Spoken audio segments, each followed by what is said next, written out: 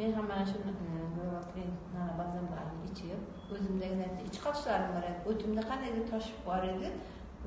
Shu toshlar ham tushganini sezdim o'zim. Shunday qattiq og'riq bilan tushdi. Keyin ichlarim yaxshi bo'ldi. Keyin sochim ham to'kilgan edi. Sochlarim ham qorayib, oq sochim ko'p edi. Qorayib, sochlarim ham yangi sochlar chiqyapti-da. Keyin oyoqlarim og'rir edi. Yuragim ham o'zimga bilinib turadi, og'rishlari yo'q. Yuraklarim ham hozir yengil bo'lib, yaxshi natijaga erishdim. Keyin bitta savol bersam, hozir bular Farog'at opa aytdilarki, sizni qulog'ingizdan qurt tushdi deb aytdi. Gelli ichganimizda deb aytdi. O'sha voqeani tiniqroq qilib aytib bering, iltimos. Shunday bir men qandaydir bir-ikki chiroqni yuzlarimda qanday jimlashlar bo'ldi. Keyin bir kun sekin shu qulog'imda qanday qimirlash boshladi. Cho'plab qarasam, kichkina gijja bor